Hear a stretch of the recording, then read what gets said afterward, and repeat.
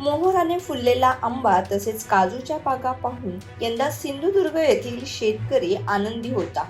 यावर्षी आंबा काजूचे चांगले उत्पादन मिळेल अशी आशा शेतकऱ्यांना होती, पण शेतकऱ्याचा हा आनंद फार काळ टिकला नाही। सिंधुदुर्गसह कोकणात निर्माण झालेल्या खराब हवामानाचा मोठा फटका आंबा तसेच काजूच्या बागांना बसलाय। नोव्हेंबर डिसेंबर मध्ये आंब्याला किंवा काजूला मोठ्या प्रमाणात मोहर आला। आंब्याला बघितलं तर म्हणजे पान सुद्धा त्याचं दिसत नव्हतं, इतक्या प्रमाणात आंब्याला मोहर होता। आणि आज जर बघितलं, आज जानेवारी संपून डिसेंबरची जानेवारी संपून फेब्रुवारीची 15 तारीख उलटली तरी आज कुठेच काही दिसत नाही। आंबा काय मोहरामध्ये त्याला सेटिंग झालं नाही आणि त्यामुळे आज परिस्थिती एकदम हलाखीची झालेली आहे। आणि आज संपूर्ण आंबा बागायतदार निराश आहे किंवा त्याच्या उत्पन्नाची मोठी चिंता होऊन राहिलेली आहे। आंब्याचा यावर्षी मोहर चांगला आलेला, शेतकरी आम्ही सर्व आनंदित, म्हणजे डबल पीक आलेलं आणि बोन एवढी पडलेली की प्रत्येकाला नाही म्हटलं तरी 25-30 अशी फलधारणा होती मोहराला।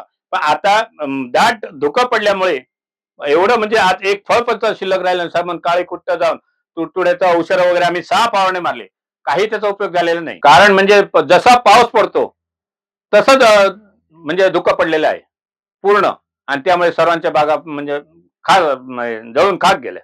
हीच परिस्थिती काजूची आहे। खराब हवामानामुळे काजूच्या बागांची फळधारणा कमी झाली आहे। प्रतिकूल हवामानाच्या स्थितीमुळे यंदा काजूचे उत्पादन घटण्याची भीती निर्माण झाली आहे। यामुळे काजू उत्पादक शेतकरी मोठ्या अडचणीत येणार आहे। काजूला खरं म्हणजे मोहर आल्यानंतर उष्णता लागते, परंतु यावर्षी अति प्रमाणात थंडी किंवा सलग थंडी राहिल्यामुळे काजूला सुद्धा जे सेटिंग व्हायला पाहिजे किंवा फकं पडतात ती परिस्थिती न आल्यामुळे त्याला काजूला सुद्धा एक 20-25% पर्यंतच उत्पादन आहे। धुक्याचा काजू आंबा बागांवर काय परिणाम होतो जाणून घेऊयात ग्राफिक्सच्या माध्यमातून। धुक्यामुळे आर्द्रता वाढून फुले गळण्याचे प्रमाण वाढते। परागीकरणात अडथळा निर्माण झाल्यामुळे फळधारणा घटते।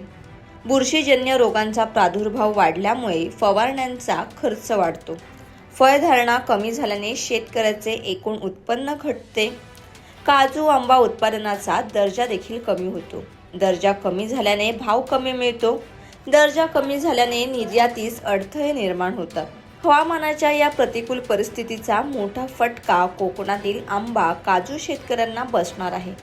फळबागा विमा मिळण्यामध्ये देखील शेतकऱ्यांपुढे अनेक अडचणी येत आहेत। या प्रतिकूल परिस्थितीत सरकारने या शेतकऱ्यांना आधार देण्याची गरज आहे।